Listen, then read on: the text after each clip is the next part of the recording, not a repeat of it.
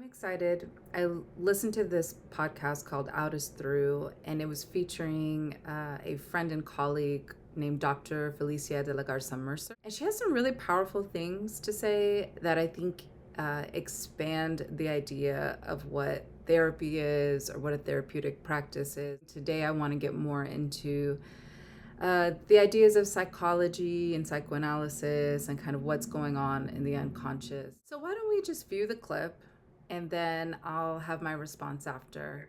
So in curanderismo, we strongly believe that we take on other people's energies. Emotion is energy, right? So when we're starting to feel down or depressed or disconnected from ourselves or foggy, a lot of the times it's not our own energy. So I think it can also be a really interesting way in therapy to explore what is mine, what is me, and what is someone else. So, what Felicia had to say is really powerful, and it's opening up, even in that small clip, so many threads that I want to pull on. The first is that she's talking very openly about curanderismo, which is a form of healing. I think you could also call it a form of mediumship, connecting with both spirit guides, one's ancestors, really spirit in general. She's doing something that's really going against the grain of what probably most psychologists would do, which is opening things up to the spiritual. And so, what I want to talk about now is how what she's doing really, I think, in 10, 20 years won't be that avant garde, won't be that outside the box, that woo woo to talk about. So, because what she's talking about really is emotions and energy. So, another way of saying emotions are energy, what's yours is yours, what's mine is mine, what's ours is ours created together, is transference and countertransference. And so this is a concept really at the root of psychoanalysis, and I would go ahead and go out on a limb and say at the root of most talk therapy that is out there today, right? There's this idea that you're able to do transference, which is really your ability to relive past feelings in this present moment with this trusted person, and that your therapist or analyst is going to have a countertransference, which means that they're going to have their own emotional reactions to the things that you're saying, feeling, emoting.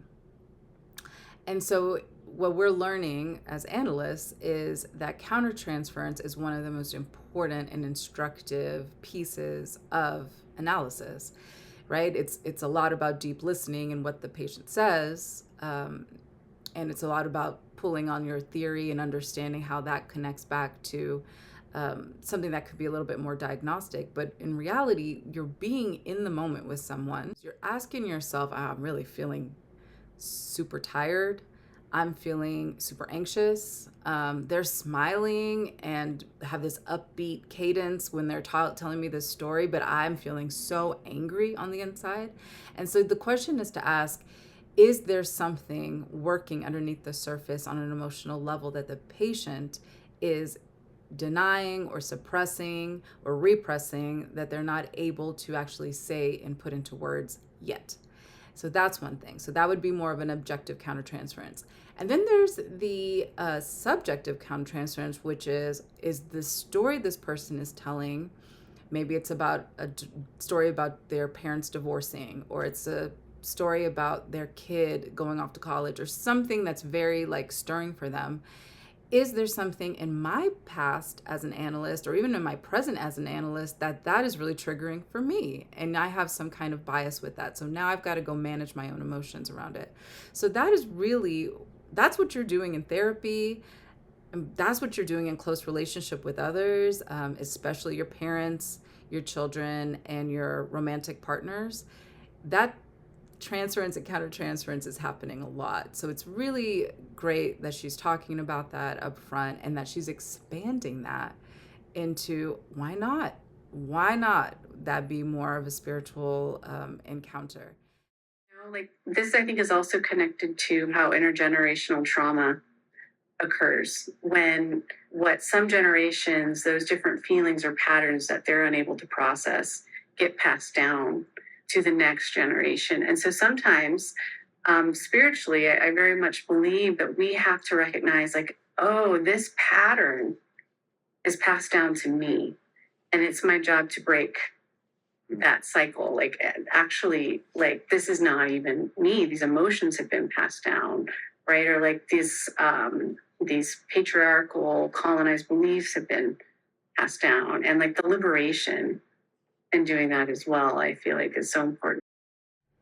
So then I love this clip because now she's opening it up from that, what we would call a dyad between the relationship, the one-on-one relationship between a person and their analyst, a person and their lover, a person and their child, their parent.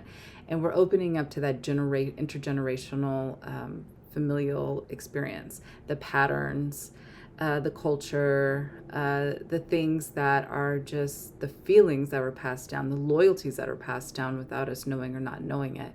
And so again, she's talking about something very spiritual, but we know this as well in psychology as modeled and learned behavior. We know it as different kinds of inherited ways of being, inherited epigenetically or through DNA. We can talk about people who are being prone to addiction. We can talk about people who are prone to a variety of diagnostic disorders like ADHD, bipolar, borderline. So there are concepts like the concept of karma or generational curses, right? Familial curse. Someone has to break the cycle, or someone has to do something in their current generation to break the spell, right? Literal or figurative, of what's going on and what's being passed down in the family.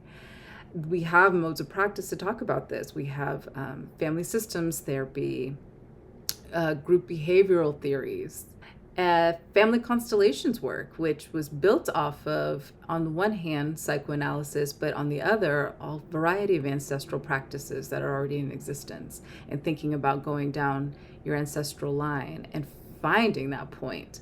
What happened? What was the trauma? What was the susto? And, as Felicia talks about, if not here in other parts of the podcast, there's a need for a limpia, a cleansing of those things. And that can be just feeling your feelings, doing the work, talking about it, not passing those patterns down to your family. Or it could be saging. It could be getting in touch with your spirit guides. I mean, there's so many pathways, as she said it so nicely, pathways into healing, that if we're not accessing them as psychologists, psychoanalysts, we're really leaving juicy material on the table. As open and brave as it is for Dr. De La Garza Mercer to talk about her own spiritual practice and how she brings it into her, long-term clinical psychology practice, she's really, really touching on something that is there already. There's a metaphysical nature to psychology, and there are dozens of studies, both quantitative and qualitative, done on the subject. There's hundreds of papers on the topic, as well as many cited experiences from very serious psychologists and psychoanalysts and neuroscientists and people who deal with the brain, the mind, who are talking about this. I mean, this is really touching into quantum physics and quantum theories. And, there have been Nobel Prizes given out the last 5 years that are talking about your local reality may not be so real. Because this last semester, I wanted to understand if we were being trained to be psychics or psychoanalysts, because it really felt like we were being asked to tap into something almost otherworldly. And my answer was this research paper, which found all this different both quantitative and qualitative data on the subject. When someone like Dan Kilhui, who is a seasoned psychoanalyst, who wrote a paper recently talking about the non-local mind, or AKA telepathy, and how, non-local minds communicate and interact. Spotnitz, who's kind of the godfather of modern psychoanalysis, has spoke about this, back in the 70s, about analysis really being kind of a shared mind. So you go into a room with another person, you go into this intimate space, and you are deeply tuning into them. You're picking up on and intuiting things emotionally and beyond around this other person. There's Italian psychoanalysts who've developed this concept called field theory in psychoanalysis. Their names are Ferro and Civitaresi. I hope I said that right. They're really talking about field theory and this playful space between in the analytic room that is this shared open space that has a dynamic of its own. And it's something that we know about, we've known about. We may not talk about it as openly as at least I would like in our institutes and in our schools, but it's there. It's there, and there's plenty of evidence there. And if people are interested, I'm happy to post references, cite some references on this topic. Just let me know. But yeah, that unconscious communication is real, and it is often happening energetically through emotions, just like she said.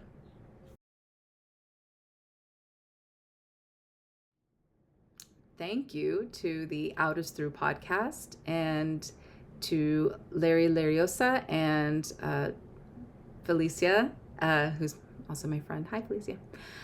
For creating such a beautiful space and to speak these things. It was really fun to listen to think about, and to talk about here. So I'm Victoria Cuellar. I delve into the unconscious mind. If you like the real answer instead of the easy answer, you're in the right place. Please subscribe, comment, and like below.